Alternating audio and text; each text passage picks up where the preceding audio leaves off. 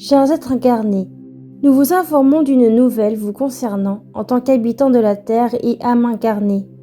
Nous informons vos âmes en ce moment même. Un alignement, jadis prédit par un de vos peuples mayas, est sur le point de se réaliser. Des planètes éthériques s'alignent aux planètes du système solaire. De par sa position, la Terre va réactiver de nombreux noyaux centraux. Je m'explique. La Terre entre en résonance magnétique, géophysique et psychique avec ses sœurs. Contrairement à ce que vous croyez, le fonctionnement de la Terre change en fonction des paramètres externes que vous ne maîtrisez pas, et cela va bien au-delà de votre Soleil. Votre Soleil n'est qu'une infime partie qui peut être l'équivalent d'un répétiteur Wi-Fi dans votre monde.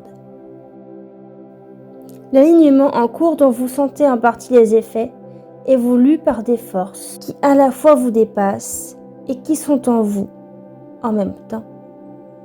Nous savons que vous avez et prenez l'habitude de discerner, alors vous allez certainement comprendre de quoi il en retourne.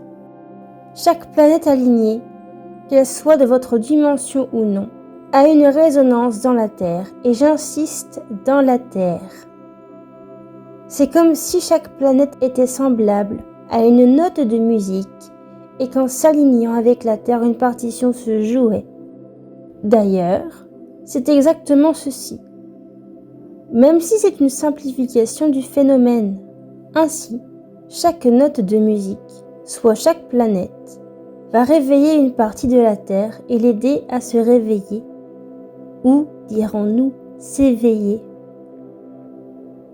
Vous pouvez comparer ce phénomène à un cristal brillant de mille feux, et chaque facette de ce cristal correspond à une part d'éveil.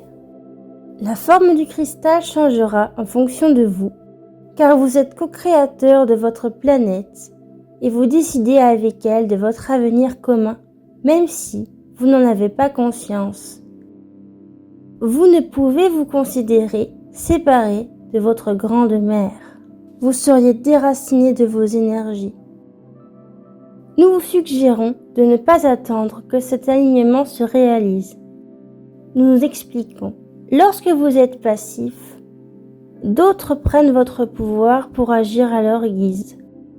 Voilà donc la raison que nous, Atlantes, Mayas et habitants de l'On, vous donnons. Nous ne savons que trop bien que l'inaction dans ces périodes charnières, telle que celle que vous vivez, est un fardeau. Nous avons vécu ces fardeaux et, de cette ignorance, avons provoqué de nombreuses catastrophes. Ne pouvons rester inactifs désormais. Nous vous proposons de garder vos énergies porteuses de bonté et de gentillesse, car ce sont ces deux qualités dont manque cruellement la Terre. Incarner ces deux vertus vous alimentera de prana positif et vous gardera robuste, bien plus que vous ne le pensez. La Terre en sera également positivement impactée, car ce sera l'équivalent d'un soin pour elle. Ne sous-estimez pas une petite action. C'est peut-être peu pour vous, mais à d'autres échelles que la vôtre, une action reste une action, aussi petite soit-elle. En ces fêtes, profitez de vos aimés sur terre et dans les cieux. Vous n'êtes jamais vraiment seul. Une pensée vers un être aimé et vous vous connectez instantanément l'un à l'autre, sans vous en rendre compte.